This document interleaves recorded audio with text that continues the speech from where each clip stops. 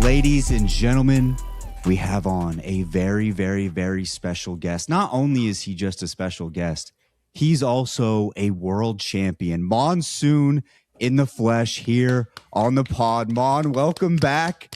Monsoon. Welcome back for the first time on the show as a champion. Woo! What is fucking baby. good? Let's Thank you for go. having me again. I fucking love you guys. It's always a good time. Dude, I mean, we said, hopefully next time we see you, you will be raising the trophy, and so which is crazy. Yeah, I mean, hey, that's crazy shit, man. You guys fucking manifested that for me, dude. So thank you. And on top of it, you were like the last interview that we've done. Like since then, we have had no interviews in between. Last one before champs. So, dude, there you go. What a fucking timeline, man. Now we're here again. Hey, we will be getting Blink soon, though. We will be getting Blink soon because I know we had talked about that, and so soon. What a good dude, man. I'm excited to fucking tune into that when you guys do. Yeah, we're definitely going to get Blink. Now, I did want to kick it off. We want to get to everything. I mean, obviously, the tournament was insane. Yeah. All the things that went into it, all the different ups and downs that you guys went through as a squad. I did want to run through real quickly. Jumbo put together a list of all the things I did to try and get this into existence, this win into existence. He's got the list. I need the list. Well, he's got the list. Especially because you actually specifically asked us on the last interview for a bulleted list that you would get a back piece if you won land. So I don't know if you want to hold up your end of the deal. I feel like I fucking have to at this point. I got a full untatted fucking back that apparently is planned out at this point. So 100%. I fucking have to. So, it starts off all the way last year at Japan Champs 2024, where he started off with his hat on his knee because you guys won a game with a hat on the knee. When that fell off and he thought that wasn't working, he started running up and down the stairs, walking in a taped off section, and then waiting for the first gunshot to be able to return to the stadium. Yep. And then in New Orleans, he bought a Complexity hat, even though we all knew Complexity was going to be leaving Apex in that moment when he bought the hat. Dude. During LCQ, he said congratulations to every other team for winning LCQ finals and going to Japan except Oblivion because he wanted it to be a reverse jinx. It was a reverse jinx. It was a reverse jinx. Okay. He bet in finals of this past Japan Champs, he bet the under on your kills on Prize Picks while betting the over on Hal's kills. As another reverse jinx. Yeah. That bet hit also as well, so you made him some money. He doesn't hit a lot of bets. Let's go. And then in game 9, when he saw the ring 3 zone pull, and how it was a crazy zone pull when you guys got to your spot, he tweeted out, "No way Monsoon wins this. Just can't happen." That's reverse jinx. Another reverse jinx. Three reverse jinxes. Yeah. And the reverse jinxes honestly have more success than the supportive ones before. I mean, if you think about it, a reverse jinx and a reverse jinx is a regular jinx, but because it was 3, it was a double reverse jinx to the power of reverse jinx. Yeah, which is what I had to do. I absolutely had to do that. And also, the teams that I did say were going to win were absolutely terrible. So, I knew I had some crazy stuff going on for this tournament because every time I said anything good about a team, the bottom fell out really quick. So I knew with Oblivion, I had to go reverse the whole way. And that's just how it played out. I'm going to give you 81.7% of the reason why we won in the fucking first place. It has to be. It fucking has to be. I'll take 81. That's insane, dude. Yeah. Holy shit. You're out here fucking... Bro, you would have been burnt at the stake in the 1600s. God damn. Thank you, bro. You're welcome, man. I didn't even know... I mean, I knew it was deep, but I didn't know it was like that deep. Like, you congratulated every fucking team. I congratulated every single team. I didn't go through and see, but he did it a lot. Yeah. He did it a lot during LCQ. Dude, that's insane, bro. Thank you. I don't even know if we put in that much work. Yeah.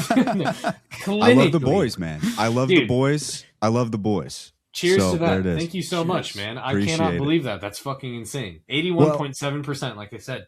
Yeah. Well, I mean, I'm going to take that gladly. I love that. I love that so much. But obviously, we have to talk about you guys as a team because as much as my jinxes did, you guys put in some work. You guys put in some real big work on this tournament. I kind of just wanted to start on the emotional side of things, you've obviously had so many ups and downs in just this game, not even talking about life and all the other things that go on, but just this game particularly.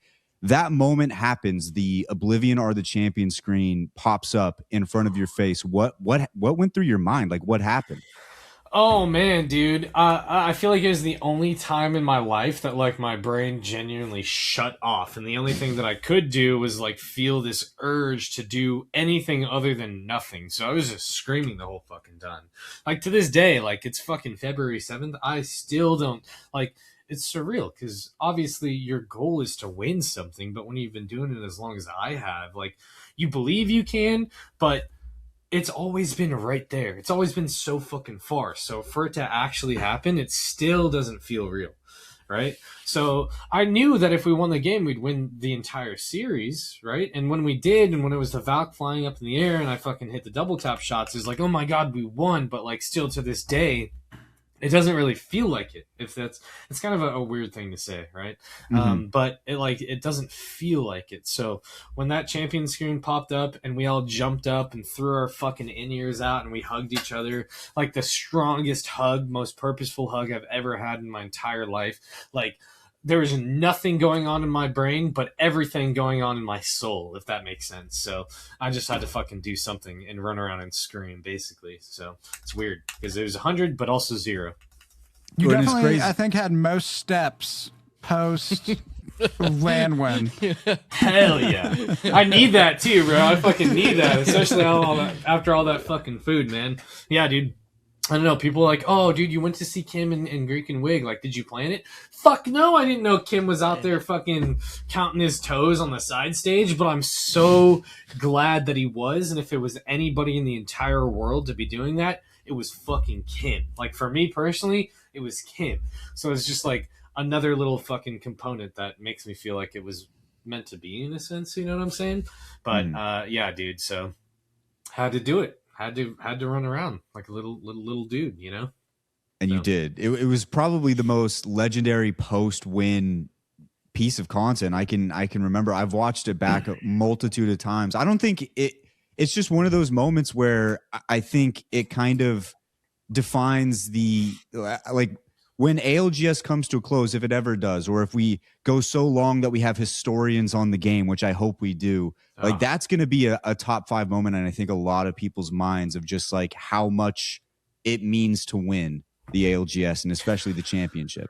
Oh man, I can't even begin to articulate my fucking feelings about it. But just to go back, like I grew up idolizing and watching so many esport players, and I would watch every single fucking second of this like cinematic of the day in the life of Bjergsen or TSM or CS Fnatic or Virtus Pro and shit. And I would eat it up, dude. And I just remember getting chills, just like chills the entire time. Like, this is my purpose. This is what I need to do. This is what I want to do. I will do this shit, you know? Like, for the longest, since I was a child, you know, because I've been gaming for a long time.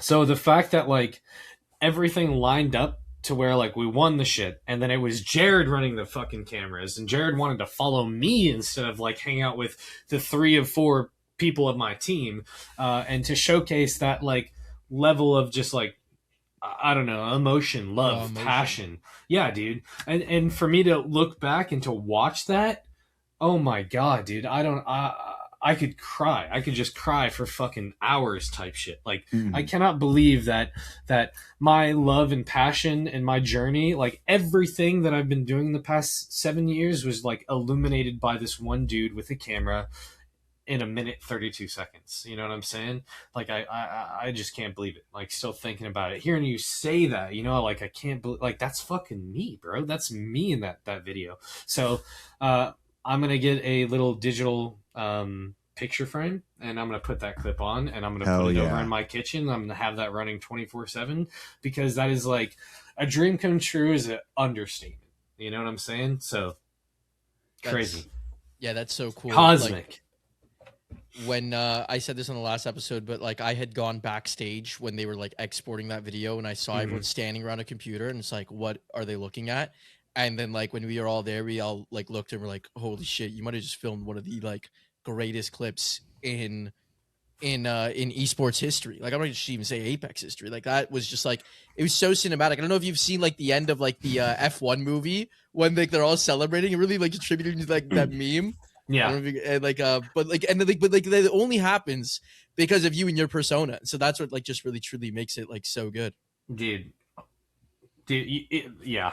Even you saying that gives me fucking chills, dude. So thank you for fucking putting that energy out and feeling that way about it, because I mean, it just means more than the world to me, to be honest. So thank you so fucking much, truly. Nah, dude, it was an incredible moment. It was an incredible run, and I kind of wanted to move over into the run itself, because just in the finals alone, we have about 4 or 5 different ups and downs we can go through.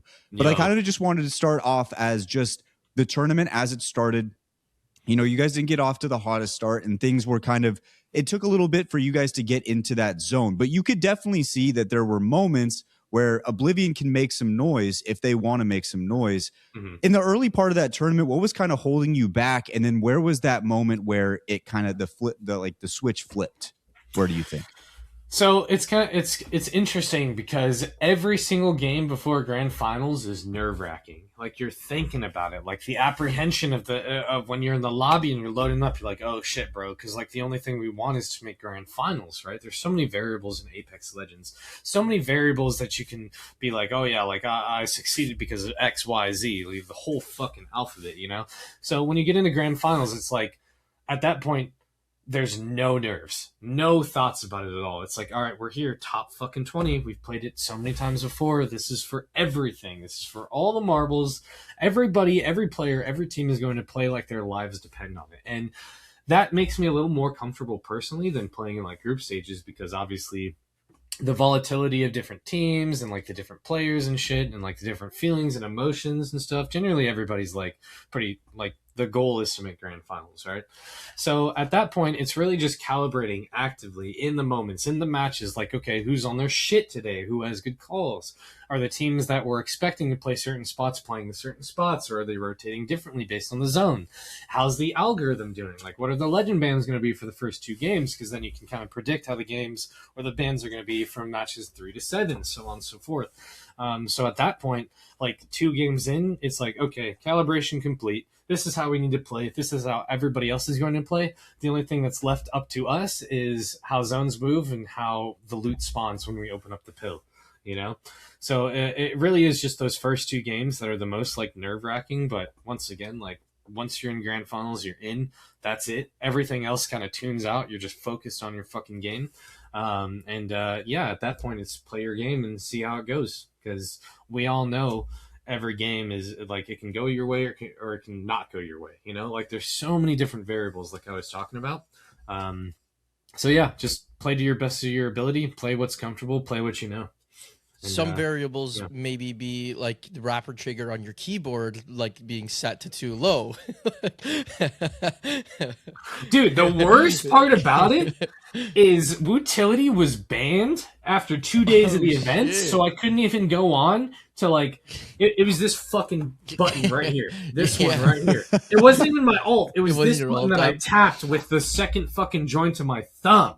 You know what I'm saying? So just like, wait, did you just open like your Windows menu? Sorry. Yeah, he tapped my dumbass out.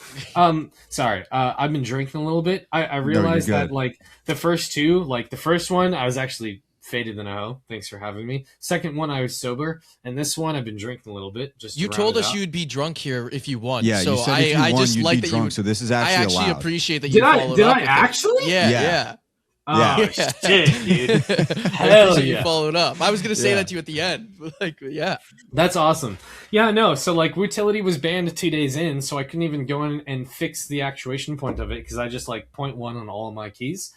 So I actually had to rip it off my keyboard so that wouldn't happen again, because that was probably, like, the most frustrating thing to ever happen to me. Yeah. For context to like listeners, if they don't know, like, there was like a 1v1 moment between Monsoon and Verholst, and Verholst runs out of ammo. Mon's gonna win that fight, but then he hits the Windows key, as we just said, because his keyboard was like Windows key was set to be 1 millisecond or 1 millimeter, 0.1, dude. 0.1 so I could millimeter. Breathe on it. Yeah, actuation. Opened up his Windows menu. Yeah, and unfortunately, to put more stress onto it, that was in groups, and we were on the cusp. So like that point swing of like 1 KP in first place, which would be 4 points minimum, was like a significant amount of points. Yeah. And I already did 160, 170 damage to this fucking guy. So hot, 6-pack and all, you know, like what the fuck, dude? Like, let me kill you. But yeah, I alt-tabbed and he punched me in the head. And when that happened, Blinkster said, bro, and then walked away. So it was a really bad time for me. Yeah. But, I felt bad because the next day I see you and like I'm like, what's up, dude? You unbind alt tab, and then you explain to me the situation. I'm like, why'd I fucking say that to him before he's about to start another set? I'm like, I feel like I just put some bad shit in his head. I was like, why'd I say that to him? It's all good though, because if I would let something as small as that like truly affect me, then maybe I didn't deserve to be world champion type shit. True. So don't even fucking worry. Thank you for being conscious of that. Thank you for that though. Well, you would end up getting kind of somewhat redemption when you go into grand finals. And I believe it was game 2 where Blinkster punches somebody else out to get the win for you guys on World's Edge, I believe. I drew this comparison like after like the pod after everything was over, but I felt like that was like a full circle moment. It's like you were at your lowest at that point. You miss out on some key points in the group stages, comes back around in finals, and then they close that bad boy out. You guys get the win on that, and it kind of starts to set you guys up for a fantastic tournament. 100%, dude. That was a super key moment and core memory for me of that entire series. Because, like, on one side, I'm like, oh, this fucking asshole won his 1v1. Like, are you fucking serious? Like, eat shit, you know? But also, it was so hype because he fucked on Soul bad, dude. Like, it was bad. Like, Fun did 0 damage and I did like 80 damage, and they were on purple and we were on blue, and Blink did like 570 damage to effectively 1v3 them. You know what I'm saying? Mm-hmm. So on one side, I'm like, damn, this piece of shit really had to do it to me. But also, he's like, damn, this piece of shit had to do it for me, baby. Let's go. Yeah. So that was a really important time, and it created really the momentum that we found in the rest of the set. So super important time, and Blink played out of his fucking mind that set. That was the best set we've ever played as a fucking team, and I'm glad that it was in grand finals. Yeah.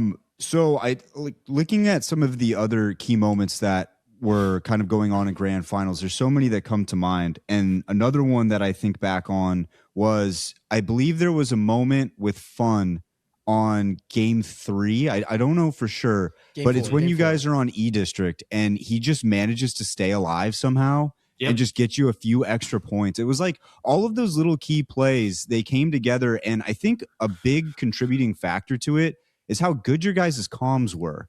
Me and Jumbo were kind of listening back to him just to kind of see how everything was going.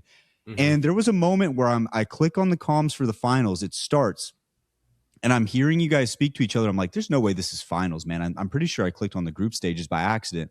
I go and check. Nope, it was the finals. And it was that your guys' comms are so clear and concise, but also like not riddled with any sort of like anxiety or anything. You guys just sounded very calm, in your element. You're still joking around, having a good time. Has that been something that has been going on since you guys decided to team, or was it something that after kind of the last chance qualifiers, you guys just played more and got a little bit more used to one another? Yeah, I feel like there's such a rapport that's already been established between Fun and I, especially with how long that we fucking played. I have spent more time sitting outside, staring at the sky, talking game theory with that fucking handsome man than I have actually playing the game of Apex Legends, and I have like 16,000 hours in it. You know what I'm saying? So when you just go through the motions so much, it just builds up, you know? And at that point, I'm like, honestly, I don't even give a fuck where we place. The only thing I'm worried about is every single game and every single individual like decision and action that I take, you know? So it's really funny that you say that, because thank you for saying that. I was watching like Raven's VODs and Privacy's VODs, and they're like, oh dude, their fucking comms are so bad, like you don't even know what they're saying. And I'm like, what do you mean? Like, I know exactly what's fucking happening. I know exactly how Fun feels. I know exactly what he's going to do in the next 5 seconds. Same with Blink. And it just makes fucking sense, you know? So I do think that the rapport between Fun and I, especially Fun and Blink too, bringing into this like trio, played a significant part in how well we understand each other in terms of comms and play style and tendencies and habits and shit like that. And all of it really just plays a good part into how effective our comms are afterwards. Because that ED game was probably the highlight of the entire tourney. And that's just because of our ability to adapt and figure out answers for relatively complicated questions, you know? Like, it's literally just like a fucking math problem and it has one answer, and if you get close enough to the answer you find success, but if you find the answer then you have the best possible game that you could have had. And in that situation, you know, it's funny because shipyard zones, every time shipyard's in zone, Blink goes, oh, shipyard zone, and Fun goes, fuck no, are you stupid, like what? And then it always goes to draft point. But this time, as soon as we saw it, it was like 100% shipyard fucking zone, we have to go. So yeah, man, I mean, it just all happened. Like, there's like 20 different skill checks to say, so to say. And every skill check is important because it influences the overall conclusion of just the equation, right?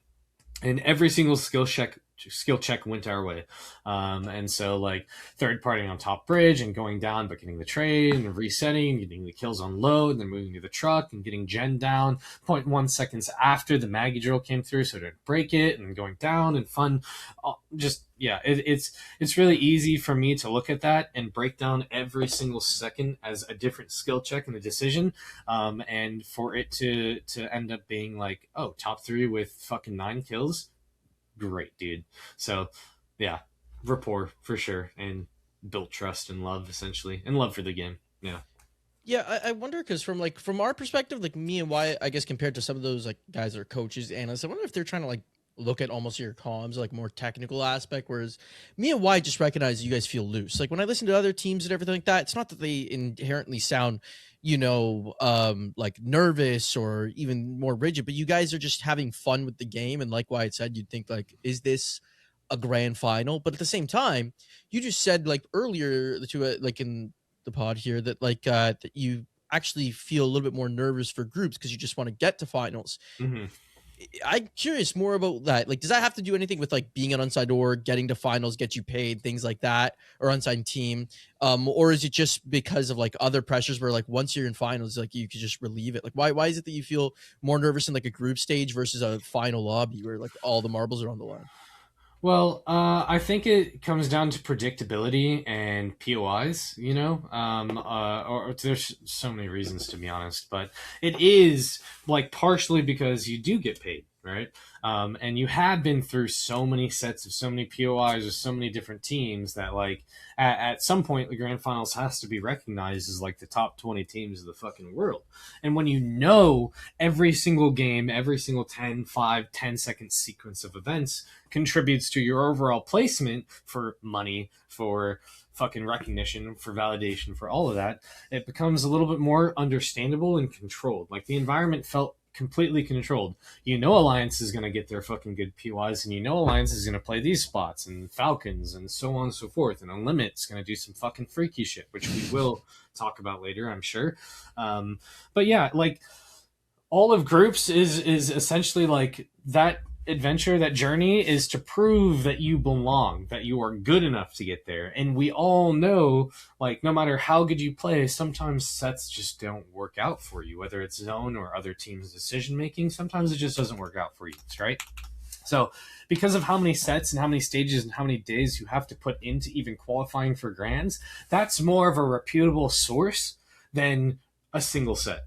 Right? So like getting to grand finals is the ultimate. Like doing well in grand finals, of fucking course, but the entire time, 75-80% of the time is spent, how do we even get there in the first place?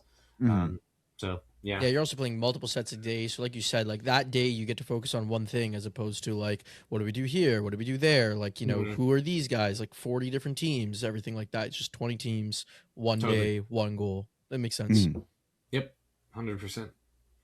So another thing I've noticed a lot just watching a lot of these different finals is there always seems to be a handful of teams, maybe one or two sometimes, where when you're in the finals, they get to that 49-point threshold, that 48, 49, and maybe they have a couple games where they just can't seem to get the points. And a lot of times you end up looking at that team at the end of the tournament overall, and you kind of see that they might have been a team sitting around second, third. They drop down to like 8th or 9th or something, because when you lose and get into those positions to get onto the match point, but then you don't get it, it's such a backbreaker. It's such a big letdown. And you guys had one of those moments, and that had to have felt in that moment like just so frustrating. After you guys were sitting on 49, I believe you got killed in 19th. You weren't able to get any points there to secure the match point. What was the conversation like between you guys, or was there any at all? I mean, there was a brief conversation, but more so to like reset Blink than anything, because I don't think Fun or I gave a single fuck that we didn't make a point in that game when we were 1 point off threshold. You know, there's a part of us that really, really wants to win, and that part of us that wants to win understands that it doesn't boil down to one game and one decision. It's an entire set. But there's also a portion of us that's like, damn, we're in fucking first place right now. If somebody hits match point and then wins and we're in fucking third place, we still make like fucking 45, 50 grand, you know, which is life-changing amounts of money too. And, you know, some part of me wants to be like, oh yeah, like the money doesn't fucking matter. But as a free agent team that's been struggling for the past 4 to 5 months, that shit absolutely matters. So it's kind of like insurance that you had some sort of success and that you can feel fucking good about it, even if you didn't win. So like, yeah, you know, he got double tapped by a triple take on Grey Armor. Dude, I've made far worse mistakes during the grand final set. Like, that's not even that bad. Like, at face value to the spectators, it's like, oh yeah, Blink died. It's like, yeah, but sometimes people just hit God shots and there's nothing you can do, right? The only thing you can do as a responsible competitor that understands all of these aspects of competing, especially in a battle royale, other than just be like, yo, dude, shit fucking happens. Like, that's totally fine. We could have easily picked up an extra point in any of the previous games, and we can easily pick up a bunch of points, if not win the game, in the future games. So ultimately, it's just like, hey, make sure everybody's on par, on page, all is well. We got more games to play. So when, like, after that went down too, you say try to get Blink on the reset. What is that process like? Is that just speaking to him? Is that giving him space? Like, how exactly did you and Fun attack that specific problem? I mean, I think it's pretty easy for Blink to understand that we weren't fucking pissed. Like, some people would definitely be pissed about it, but it just comes down to like, oh, dude, yeah, all good. Validation, assurance. Nobody's a mind reader. So like when I fucked up my 1v1 immediately, like my thoughts are, oh, damn, Fun and Blink think that I can't win when we need to, you know? But like it would take them to like even their facial expressions, you know, even how they say shit would like either validate or invalidate those feelings. And it's like, oh yeah, dude, like no worries, you got it next time. And like really like, one game, one event in a single game is nothing when you think of the 10,000 games or the 100 events per game, you know? So it really is just like a marathon. It's long con. So at that point, it's like, all right, Blink, like, I don't give a fuck. Like, the only person that cares is you, because you are the one that made the mistake. Like, we don't give a fuck, dude. If anything, we're like, oh, thank God it's not us. You know what I'm saying? So, yeah, it really isn't about tackling or attacking anything. It's just like, hey, man, like, we don't care. Like, it's all on you. And whether or not Blink pulls himself out of that is up to him. Just like how it was up to me to pull myself out of that 1v1 thing, you know? Like, it's just up to the player. So realistically, it just matters more for whoever makes the mistake. You guys do keep rolling though. You hit that match point. You're still top 5, and then I want to bring it up because you said you wanted to bring it up. There's the game 7, game 8. First CRT to run you guys down, then Unlimit. I think I want to start with the Unlimit one because I didn't even get to talk to you about this the other day. Unlimit and like what you think about their play style, especially like even in like a finals lobby, just kind of like running around, literally looking for fights, kind of maybe like how you used to do back in 2020.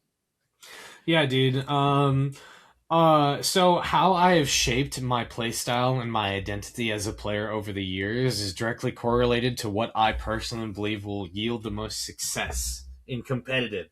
And when I watched them play that game out after resetting fucking twice and run through a checkpoint and get all these kills was like a boo. Like, dude, that was a 0.5% chance that shit works out exactly how you want it to. Like, there's a 25% chance or a 10% or a 15 or a 7.5% chance that each of these individual actions work out. And the fact that they worked out, bam, bam, bam, bam, bam, bam, bam, bam, bam, was just insane to me. I would never in a million years stake my play style on that like ratio, that percentage of success on that play style, because I know exactly what it takes to go into like having a play style where like, okay, 4 games you get 3 to 5 points, and then 1 game you get 28, 30 points. You know what I'm saying? So in my mind, when I got killed off the dude scan, I was like, who the fuck is this? How am I supposed to know that this team is here? But in reality, like, that's what they wanted. They wanted to run around with the kill comp and battle people, even if in a grand finals land lobby, the zone ends 100 meters away from where you landed. Like, to me, I would much rather take the fucking free win than chance on a sequence of 15 to 20 different decisions that need to pan out for me, right? So, yeah, watching them reset in Cenote and then go through to Cedo and then walk up to checkpoint and lose a member and then reset again and then get all those kills inside the trenches of Northpad and how they like just snapped and shit on 3 teams back to back to back for those points is like, damn, bro, like if all that didn't happen, you'd be sitting in 15th fucking place. You know what I'm saying? So like, respect to them for being that good and confident enough to make it happen, because if it can't happen, it will happen. Whether or not it's that set in grand finals, I don't fucking know. Nobody knows, you know? So, yeah, mad ups to them, but also, holy shit, it takes some fucking balls to play with an inferior play style. Like, I'm not even being egotistical. I think I'm dog shit at the fucking game, but, like, staking your success on a play style like that is crazy to me. That shit is just... I would feel irresponsible as fuck. But, of course, like, what did they place? Like, 9th? 7th? Yeah, they got shit? 10th overall, I believe. 10th? So... You know? They hit match point, like, but then I think got 0 points in the last game. Yeah, like 0 points because they like, made good. Yeah, it's just the play style is like not entirely sustainable. Like they're good, they're a good fighting team and they're an exciting fighting team, right? Yeah. And they can run over most squads out there. They did, like we watched it happen. But like, you know, like you said, like the chances that they're going to be able to do it so consistently, there's going to be fights that they lose still. And it just makes it it's not like the most sustainable way to win. I almost like yeah, like there are a lot of young guys. I wonder if with time they learn a little bit more of that macro though, if they'd become like one of the scariest teams we witnessed, because they have that fighting ability. They just need to use it maybe in the right scenarios more is the big thing. They spent much time in that Cedo area. I know. I will fucking watch them, and then I saw Falcons down. I was like, dude, no way, bro. They're fucking frothing at the mouth at seeing who killed them because they're down beast, and it pulls to the down beast fucking rock. I think the most fucking deadly form of Apex you can play is zone, and you have the mechanical and utility and the game sense and the team play to be able to execute exactly what you need to when you need to, right? Because otherwise, like, if you survive long enough, like the opportunities to get KP and to convert on teams will be like a plenty.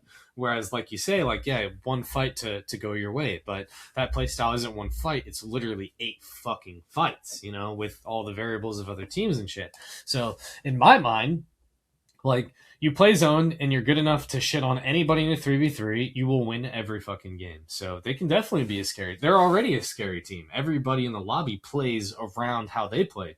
You know, I'm watching Ravens Volley, like, oh yeah, the LAN or this grand finals lobby was literally stay away from Unlimited. You know what I'm saying? So it's like they're already recognized as a really, really good fighting force and a really capable team and proficient team. But at the same time, it's like when you can reinforce that mechanical and game understanding with like perfect play of macro, dude, you're gonna win everything. Yeah, so, very common early game comm was watch out for Unlimited here to do some dumb shit. That's what I heard, like from different teams, several different teams. Crazy to say, man. 100%. Yeah. Hey, it's a good way to make a name for yourself. 100%. Oh, dude, yeah, you pull off talked about one game in a 9-set series, and you fucking run the gauntlet, and you pick up 11 to 15 kills in a fucking 4th place after everything that you've done. Absolutely, that's like validation in and of itself, right? Yeah. Like reminds me of the design Gent Resulta just ape in the lobby, dropping a 20 bomb, like making it happen, making it work. Yeah, exactly. Yeah. No doubt. Legacy type shit. Yeah, so leading into that was so before, like, as this tournament was going on, like we were live streaming it from just the watch party from the account and just kind of hanging out and watching it. And something that I picked up on, and even in this interview, just I picked up on it too, is I felt like this tournament, there was a lot of veteran presence that was able to help out the younger crowd of Apex players that are starting to come in. And you were seeing a lot of veterans make different moves and be able to be in these finals, even if there was some like players who had higher skill or they're technically a little bit better. And the example that you brought up earlier was like after the situation happens, where, you know, you guys are sitting at 49 points and Blink's upset with himself. You and Fun have been playing for a long time. You guys are vets of this game. Like you guys have been around for so long to be able to understand and know that that one game doesn't define it. And that exactly happens leading into your guys' win, where the last 2 games before you win, you get dead last in both, and then immediately flip that thing around and you get first and you win the whole damn tournament. And I feel like that veteran presence is something that cannot be overlooked throughout this entire tournament. And in many tournaments in the past, but I feel like in this one, it was specifically like you could see it.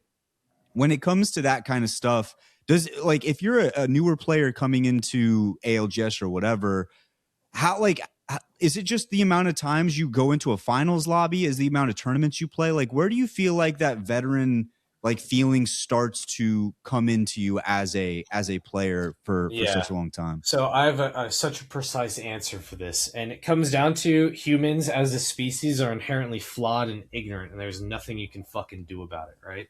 There is on one hand, you can know a concept or know something. You can know that peanut butter goes with fucking jelly, right? But you won't understand it until you try peanut butter and jelly sandwich. You know what I'm saying? And it's the same thing with this. Is there's actually the playoffs that I won with fucking Reptar and Ice Shiny. We hit match point in 3 games, and we didn't end the tournament until game 9.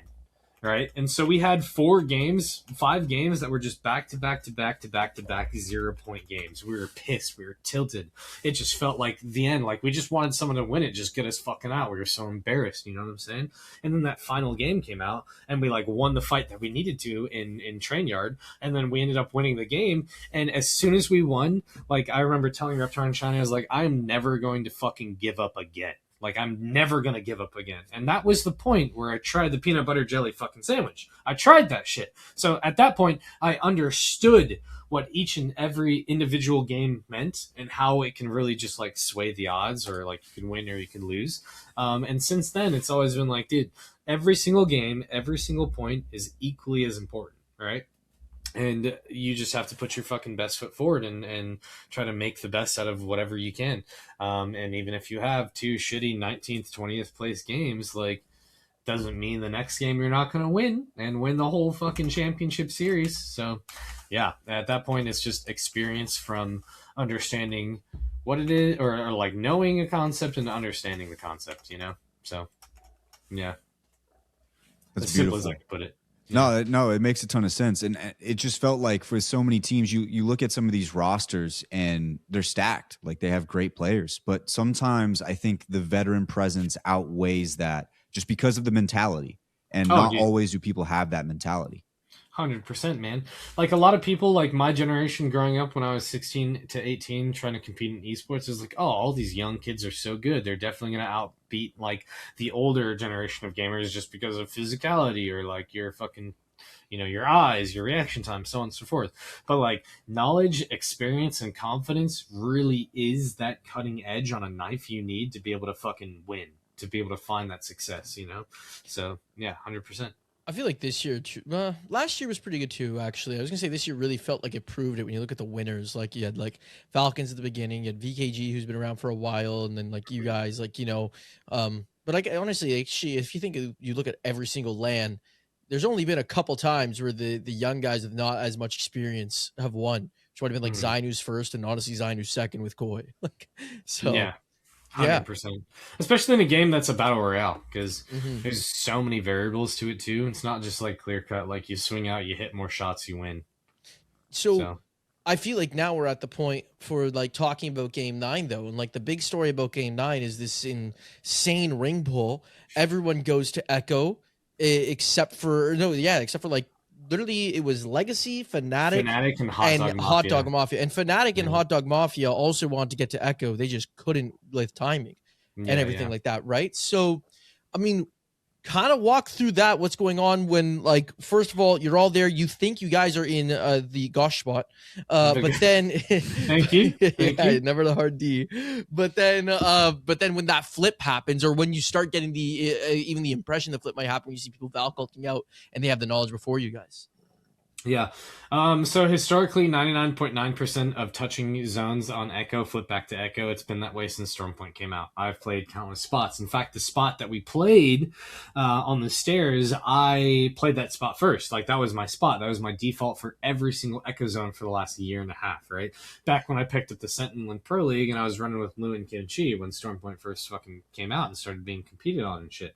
And so, like, of course, naturally, the responsibility of a pro player is to understand all the variables or not understand, but like guess and predict all the variables that are most important that you need to prioritize in your gameplay. And so it's like, okay, if it's Echo, we're going here. We believe it's Echo. We're going to play from this. There's a variety of different end zones, and this spot has good access to all of that. But just in case it doesn't come Echo, like, oh, what if it goes DC? What if it goes Coastal? What if it goes Pylon? Like, we need to take our time and not spend any second doing fuck all and make sure that it's all purposeful. So it's like, okay, if it does go Pylon, immediately, what are the most recent Pylon zones? Okay, great. What are the good spots that have good access to the most recent Pylon zones? Okay, great. Now we have a plan. Now we've formulated how we're going to approach the situation if it shifts in a way that we don't expect it to, you know? And so we saw a bunch of teams from like Coastal and back Southwest Echo that were valculting and rotating to Pylon. It was like, okay, well, it's likely Pylon, but just to be sound and to approach it how we need to, it's like, okay, we're not going to go until we 100% know, because it's grand finals. We're 9 games deep into this series. People are tweaking. People need points. People are making Hail Marys. People have given up. People, so on and so forth. So many different things, right? So it's like, okay, great.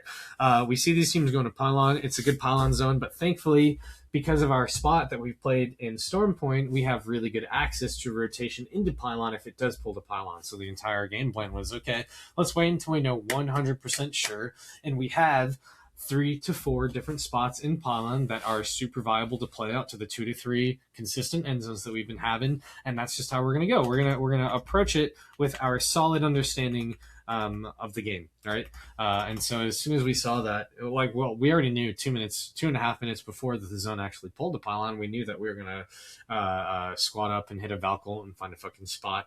And as soon as it did, it wasn't of, oh, should we? It was, all right, 0.2 seconds into zone pulling. This is what we need to do. We're doing it. Bam, right?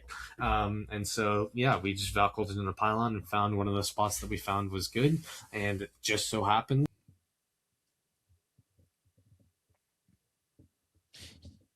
Yeah, you guys set up, like, before it even pops for the play, like, if it does go that way and you like instantly hit it, which was like, it was really interesting to see the difference where it's like, I think E36 takes off and leaves when they see the S8UL Valkyl, which they had third console. You see someone like Falcons or TSM, and they're like in the middle, like up and above, and like, yeah, like they're they're, what's it called? They're considering like, okay, we're seeing that Valkyl, it might go there, right? But they weren't sure, and like, Falcons just had lost Hal. But on the other side, TSM is like completely delusional. They're like, it's pulling here. Don't worry about that Valkyl thing. So it was kind of cool to see the difference of like how everyone reacted to it. And it felt like, from my perspective, like you guys had like what I would say is the best approach. Like I would have Valkyl just off someone else's Valkyl. I also don't know if I would consider it's absolutely coming here. You guys are like, we make this plan, and if it's going, we're going. If not, we just wait to find out for sure before we leave. Yeah.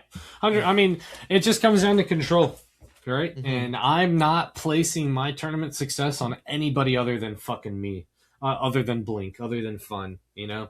So, yeah, 100%. I think our approach is just the most sound, because we know that the recipe that we're applying is the most consistent for point generation. And even if the game doesn't pan out the way that we want it to, and we don't generate as many points as we did, or we generated more points than we did, but we could have squeezed out more points, that is still like the efficacy, right? The efficacy is like the overall fucking number of how efficient or how effective you are in any given situation. And so really grounding and rooting yourself in this idea of how to play the most controlled Apex Legends will benefit your long term. So that's essentially how we looked at it. Yeah. So do you think? Go ahead, D. I was just saying. So do you think that because like you and Fun are probably some of the most experienced players in the game. Do you guys think that had an impact in terms of helping Blink get acquired to? Because I believe this was his first champs playing in it, right? And well, yeah, he made champs last time through LCQ, but his first grand finals ever. Okay, yeah, grand finals. Yeah.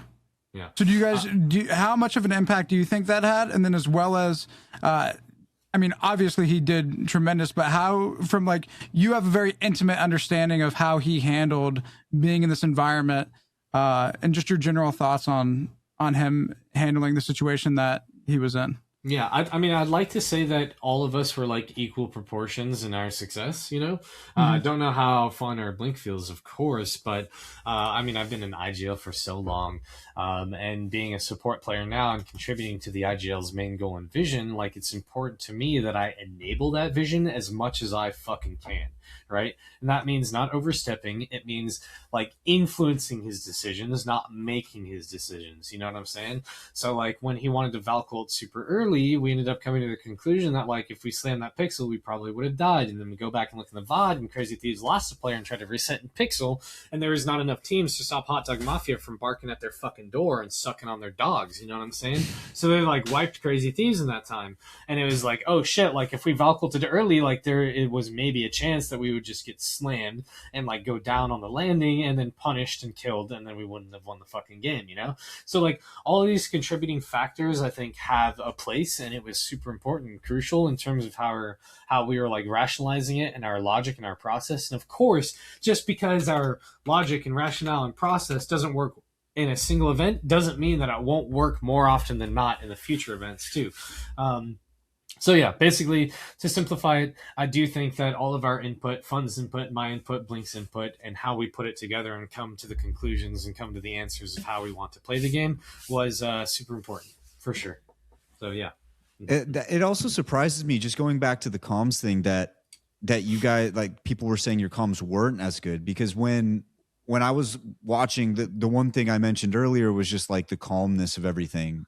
But also what you just mentioned right now, that ability to bounce ideas off of one another. I think each of you have all at one different time been in IGL, obviously you for a really long time. I think Fun had like a short stint with it, and then Blink. But it just seemed like every single time that anything was thrown out there for whatever it was, like a rotation, whether you guys should fight something, whatever it was, there was always that back and forth between one another.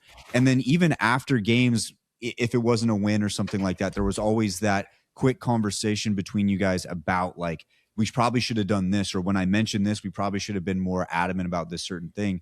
I felt like having a little bit of IGL experience between all three of you made those conversations a lot more like concise and streamlined to make it to where you're just trying to get to the same result. And you don't always see that with teams who have like a hard IGL. A lot of times the idea is being thrown out there and it's kind of just like, we're just going to go with it and do whatever. And that doesn't always work. But I felt like your guys's was a very different approach, but it was very successful, obviously. Yeah, I feel like the priority of how to like how to find the answer in a lot of these situations has shifted for me personally. And I think, and how I feel, I'll die on it, is the most important part is all being on the same page, all coming to the same conclusion, and all being confident in that. Like objectively, subjectively, whatever the fuck, like you can talk about, oh yeah, it was important that we moved to this spot here, it was important that we moved to like, or use this utility when this, or important that we recognize this. But like ultimately, in my opinion, what matters is we all agree and we all understand how we need to approach it later, right? And so like back to the comms thing, it's like in our mind, there's like a process, right? There's 1, establish the play, 2, establish the ground, 3, feed the information, understand the information, acknowledge the information, and 4 is act off the information, you know? So like after we set all of that up and we gather the information and we know where teams are and we understand and have like realistically established the threats and how they can influence our game, at that point, like everything is just fucking information feeding and just like, oh, hey, can we do this? Or hey, look at this guy, or like this guy's on the roof. Can we shoot that fucking guy? You know what I'm saying? What were we talking about? I was just saying, Being on the same page. Oh, Yeah, same be on page. the same page, yeah. Same motherfucking page. Sorry. But I don't know what the fuck just happened. But yeah, dude. Yeah, it's super important to bounce back from like shit that doesn't go your way in the way that you need to shape how you move forward and how you treat the situations. And yeah. The resolve, the resolution of it is most important. And as long as we're on the same page. Let's talk about You got it. I was going to say, I want to go even less technical here. I want to know basically, what moment did you know, like, we won this fucking game? Like, this is it. Yeah, I've said it so much, and Blink was like, no, you fucking didn't. And I look at Blink, and I'm like, yeah, I fucking did. When we moved out of the pixel and got to the stairs, right? And X Factor, right? X Factor is the intuition. It's the game sense. There's a lot of times in Apex Legends where you don't actually get to thoroughly think about and process and depict like what you need to do. It's more of just like a reaction based on your intuition, And as soon as we got to the stairs and as soon as we slammed that gen and as soon as I got that bat off after our initial swing, I knew that we had like an 80-90% chance of winning the game. So from that point, I knew we were winning the fucking game, And that's like, you survey your area, you take 2-3 seconds, you notice you're not getting shot, you can hear gunshots of other teams, you see the team comp, you see the other predicaments that other teams are in, and then from there, it's like a quick calculation. It's like, okay, we're good, So it's like, I didn't even really think about it, I just felt, as soon as we got to the stairs, slammed the gen, we were going to win the fucking game. Yeah, I thought you were going to even say, which that's cool to know it was earlier than like almost like pretty much the last fight, because I wonder what's going through your head when you guys see the Rambo Velcult. If you're just like, holy dude. Shit, like that's it. It's not like Willy Wonka just fucking manifested himself and just like fucking showed us his shit. And he was like, hey man, here's a fucking golden ticket and it's the size of his body. You know what I'm saying? Hell yeah. Like I saw his tweet the other day. He's like, I'm getting a lot of flack for the Velcult or something like that. You're like, you go to him, you're like, no dude, I thought it was a great Velcult.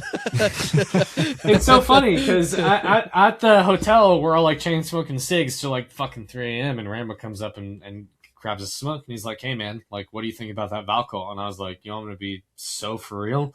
He was like, yeah. And I was like, you just handed me the fucking tournament win, dog. Here's some money. You know what I'm saying? Like, thank you so much. And he was like, yeah, dude, it's fucking all right, time for you to thank me. And I was like, dude, I'll do you one better, drop your pants. You know what I'm saying? Like, that's fucking sick. Yeah, if it wasn't 3 a.m. I'd be like, want to go to dinner right now? It's on me. Yeah, dude, like I think that was the most like decisive factor of us winning for sure. But like if you go back and you watch the VODs and like when they place Gen, when they put the Moby and how their shots went and like how active they were on the angles and shit, there's a lot of variables that contributed to our win. But obviously like the Valkyl was probably the most decisive one from it, and like in our comms, like as soon as they Valkulted, before I even took off, I'm like, they're solo Valkulting! And blink instantly, no hesitation, wipe the solo, right? Absolutely the right call. If we had done that a second later, Rambo would have gotten off more shots. Rambo would have gotten a fucking tack reload. Rambo would have had more uptime and shit. So like, yeah, that created the opportunity for us, but it was also on every single one of us to A, not get killed by Skittle and Mac, for Skittle and Mac to fucking have their guns out ready to shoot us. B, like make sure that we're like in a spot to where we can reset off the armor swaps after we kill the guy. C, we need to hit our shots in the solo behind the down shields and make sure we kill them as quick as possible. And then D, we have to get the armor swaps and come back and reassess what's happening in front of us because we spent 5 seconds tunnel visioning on this down and we need to like make a mental note and understand like who is the threat. We need to focus the threats together. How long is the Valkyl going to take for him to hit the fucking ground? So there's like so many things that goes into it. But yeah, that Valkyl was definitely like, okay, that's our golden ticket. Yeah, I felt like the Valkyl is almost like a funny moment in hindsight from your perspective now, because like it really was like, holy shit, we're gonna do this. But as you said, like you guys just played it so well and like just executed on the whole thing, because from a spectator perspective, you see you got Supernova in the middle, and then you guys are both on walls, and the way that the zone's closing, it's like milliseconds where both of you are pretty much going to enter open space, and then it's kind of like with 3 teams up in the air what's going to happen. And there's like a friend of mine recorded our reaction that was sitting next to me, recorded our reaction. You literally hear me say after you guys clean Supernova, I go, wait, that was clean, because you guys don't take that much damage and you get the swaps off and like you have full HP. I'm like, wait, that was clean. And now where you thought, Hot Dog might get this win because they have to fight Supernova first. Like, no, now they got a chance. Like, this could be their game. And then, like, he takes the alcohol, and now you win. So there's so much, like, goes into it than just, like, that one moment, obviously, right? You don't clean that, have the clean first fight, you probably lose. But instead, you guys did.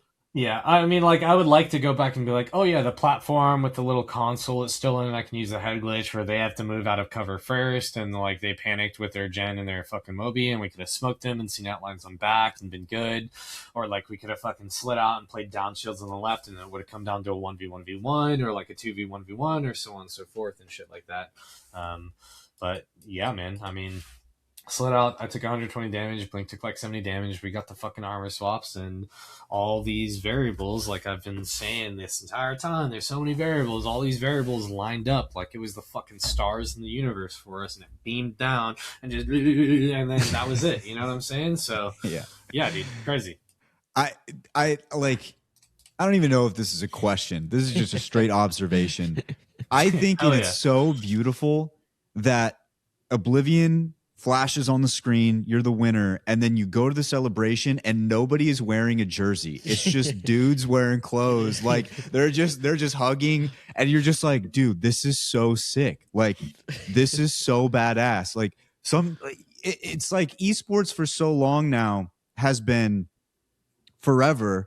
You know, like you have like these specific teams, like these iconic logos, these iconic jerseys for so long. Yeah. But there's something so beautiful about seeing everyone up there and they're just hanging out in the regular clothes. And it just proves that anything can happen in this wonderful fucking esport. I fucking hope everybody feels that way, man. Like we're just some old fucking uncles, Triple M and K. Like in hindsight, it was great that we won and that I played, but also I should have taken my fat lazy ass and gotten a job so we can pay my fucking bills. You know what I'm saying? But through LCQ wins, through free agency, through fucking crowdfunding for our coach to be there, our analyst to be there, like this should just prove that there is no limit. There is no boundary. There's no fucking boundary. You can do anything. You can do fucking anything in the entire universe, in the entire world. It can fucking happen, period. Right? Like it can. Like we were the underdogs, like I said, LCQ win, free agents coming in like bad groups, going to losers finals, top 3 in losers finals, coming to grand finals. Like shit, bro. If I can do it, if I can fucking do it, you can fucking do it. And that's a cliche thing to say, but once again, all the way back to the PB&J, I understand it now. And I hope that everybody watching and that supports us and has these visions and these ambitions and these dreams, like they can understand it a little more now too, that anything truly can happen. You guys should have released the jerseys. Imagine the sales after you won. Dude, I was lined up to buy one. I went back to the tweet. It was gone. I was like, no. Honestly, that might have been a good thing, though. That was a farm. That was probably a good thing, because if I get it, things probably don't go as well. Dude, who knows, man? Like, I could go back and be like, damn, thank God I didn't go out to eat and I spent time fucking, like, on Olympus in privates, you know what I'm saying? Like, everything happened for a reason and I'm not changing shit. But at the same time, like, yeah, it was really sad that we couldn't get it panned out. Because I had an investor lined up that we were going to slap the logo on the jerseys and be able to make the jerseys, and I had enough time. I had 5 days to be able to ship all of them out to people who wanted to order them and shit.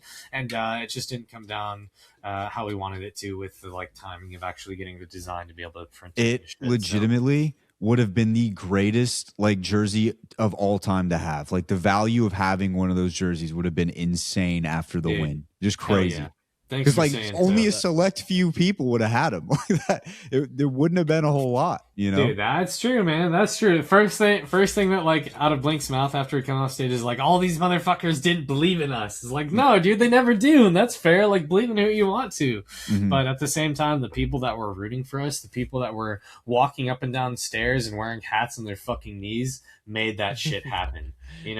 Like that's how powerful that is. So not only were we well, 2 things, actually, I'm going to say right here. So, one, I actually haven't addressed this with you. I got flack for a tier list that I left before. They got to Oblivion. I was down there. I go to congratulate you for you go, nice fucking tier list, man. I was like, I wasn't even fucking there. I got my name slapped on something that I was there for an hour of. So it was me who said that to you. I know. And I'm so sorry. I'm so sorry. That had me I rattled. didn't even know you made a tier list. I just remember Blink going, "Oh yeah, Jumbo," and then fucking made a tier list. No, that shit. No wonder he hasn't responded to my DMs. That shit had me God. rattled. Because I was Dude. like, I went back to Jay. I was like, bro, like this is the first thing Monsoon said to me.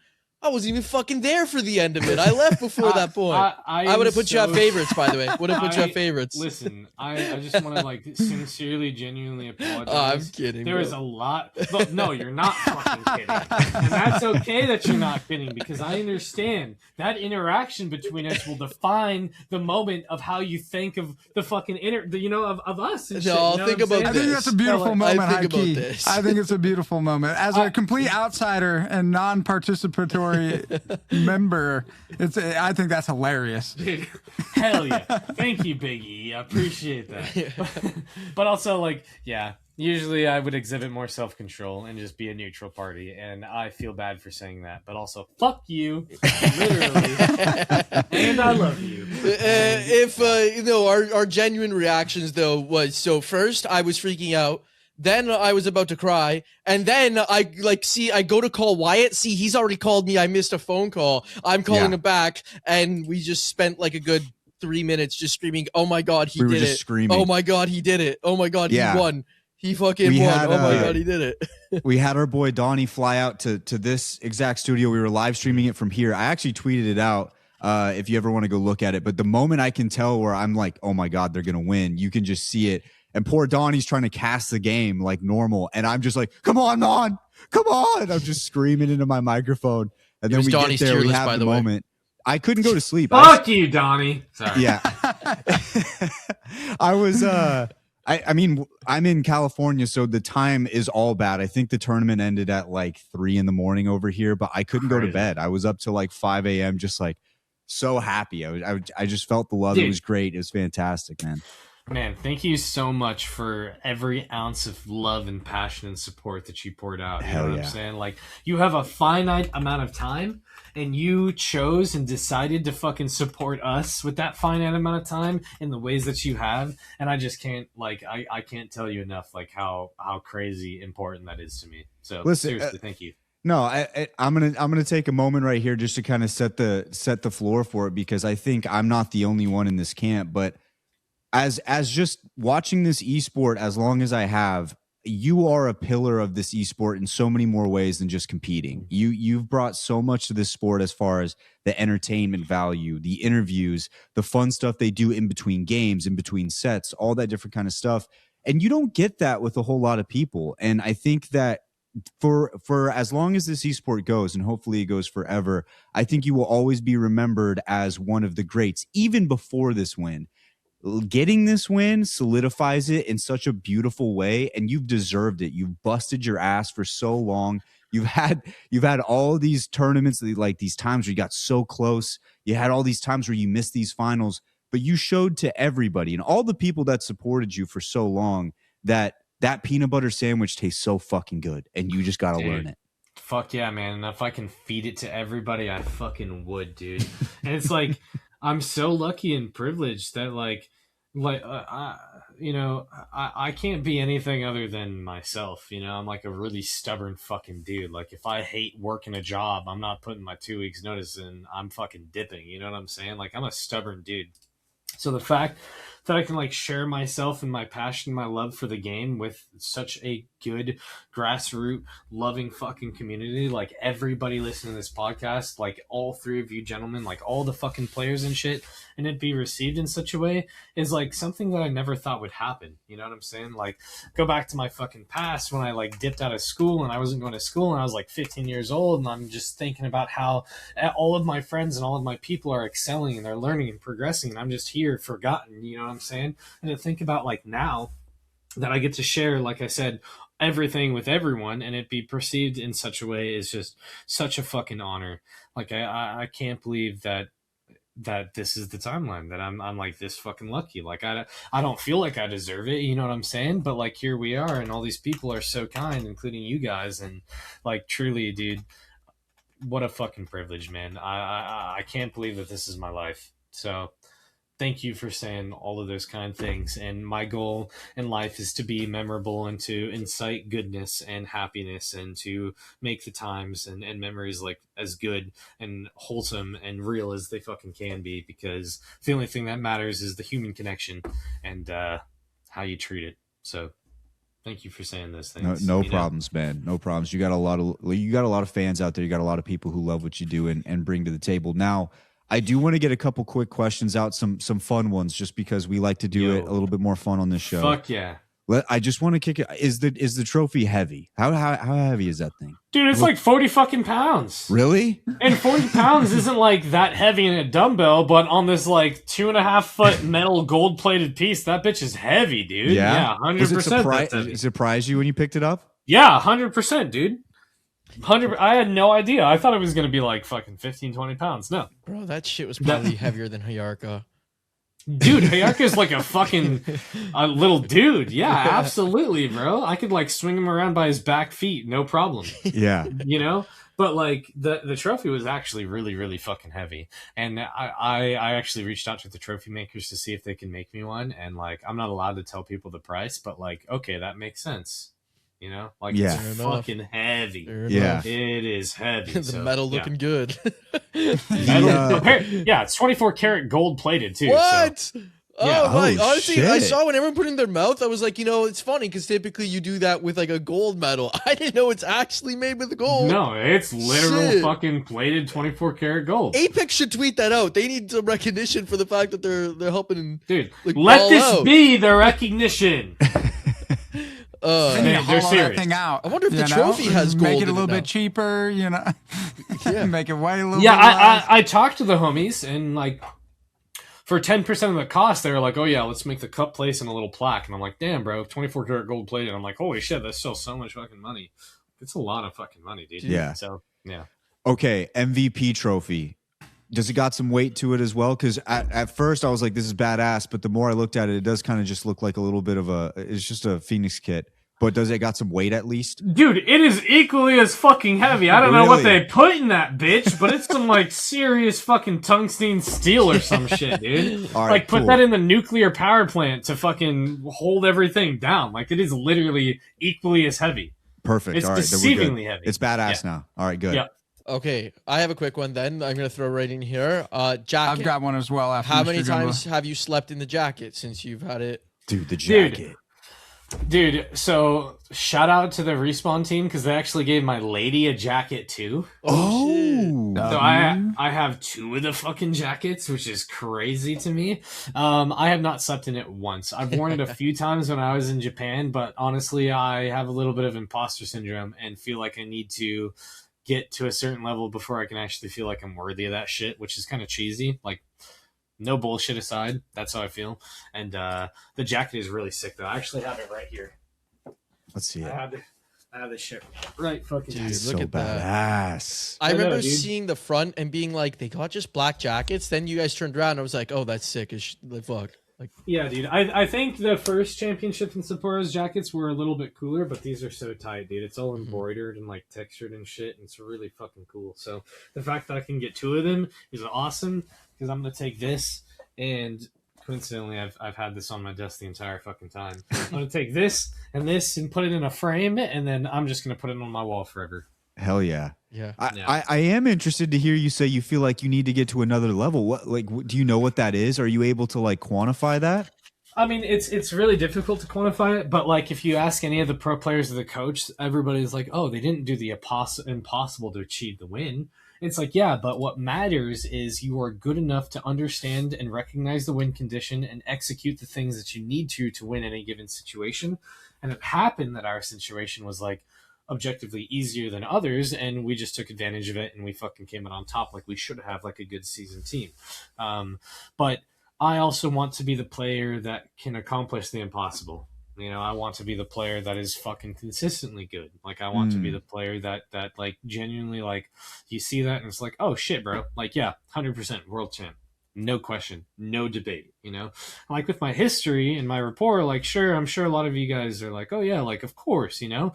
But at the same time, with my own individual skill and see the progression chart and all this shit, like, I feel like I just got to get better. Mm-hmm. So, yeah. You guys have any other quick ones? He had one. I got a few I do. All right, so when people think of Monsoon, right, obviously Apex probably at the top of the list. I feel like a close second has got to be food. Oh, And so with that being said, what was the post-victory meal? dude, I think we went to some 24-hour place that was a la carte that just had a bunch of like bullshit on it. Like the celebration, the actual celebration was going to this crazy ass fucking buffet that I went to last time 3 days in a row with this like giant cornucopia of like crab and 3 different kinds of lobsters and 2 different kinds of crab and fucking shellfish galore, scallops and escargot and snails and sashimi and shit. So that was really the celebratory dinner, which I would go to again. I ended up making people pay accidentally an extra $40 because I chose the wrong like version of it, you know, and they were just bringing us out like lobster and foie gras and steak, and I was like, oh shit, bro, did I make everybody pay a bunch more money, you know, which I did.